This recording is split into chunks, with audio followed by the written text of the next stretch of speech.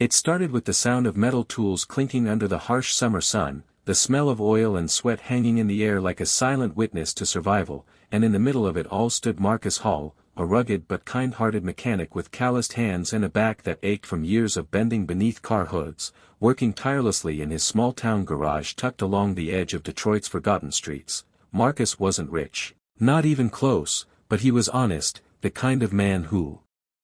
believed in giving more than he took, who still said, "Yes ma'am," and held doors open, who spent his nights holding his wife Lila close as she quietly cried over job rejection emails and the slow fading of dreams she once chased with bright eyes and hope-filled lungs. Life hadn't gone the way they planned. She was supposed to be a graphic designer in Chicago, he a part-time mechanic running his own place, but bills piled high, rent loomed each month like a silent threat, and still, they smiled, clinging to each other as if love itself could pay the bills, and maybe in some ways, it did, because despite everything, they stayed kind, even when life wasn't. Then, one brutally hot afternoon, just as Marcus wiped sweat from his brow and rolled out from beneath an old Chevy, a sleek, black luxury SUV limped into the lot, engine smoking, drawing eyes from the corner liquor store all the way down to the laundromat. It was a vehicle no one in that neighborhood drove, too expensive, too shiny, too out of place, and when the door opened, out stepped a woman in heels worth more than Marcus made in a week, her phone pressed to her ear, barking commands in a tone laced with urgency and exhaustion, not realizing she'd just entered a chapter of her life that no amount of wealth could prepare her for.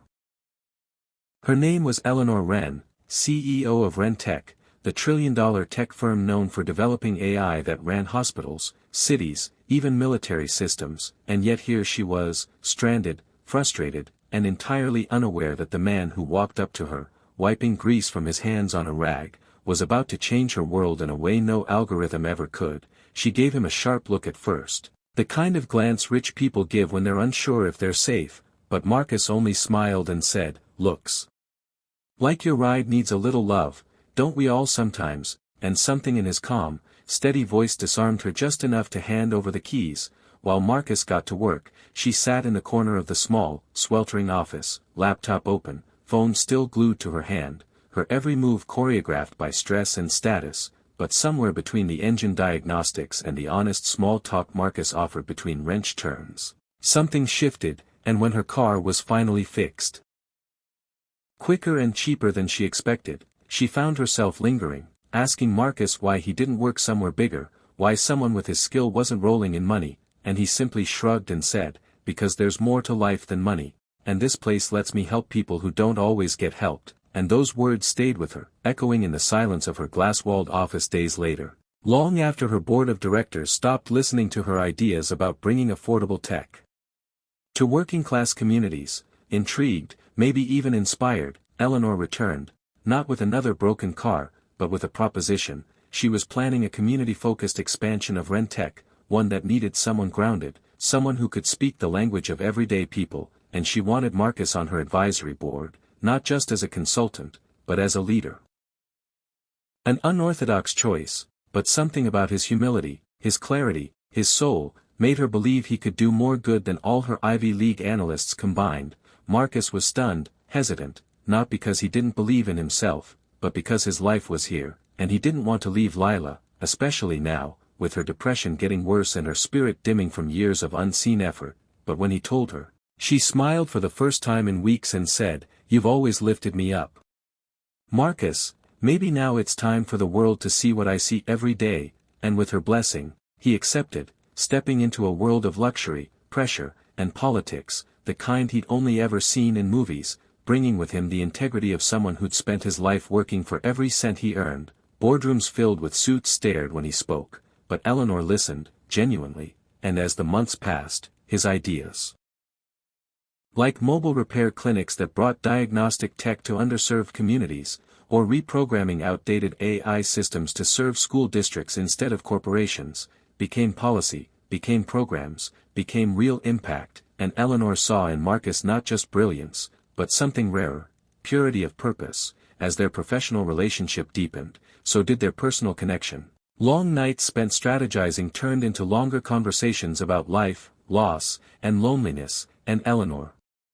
despite her billions, confessed that no one had ever really known her, not the way Marcus and Lila did, and it wasn't long before she began visiting their home, sitting at their dinner table, laughing at Lila's dry jokes, watching them dance barefoot in the kitchen, and realizing that somewhere along the way, these two people, so far removed from her world, had become her only real family. Then, just when everything felt like it was finally aligning, the unthinkable happened.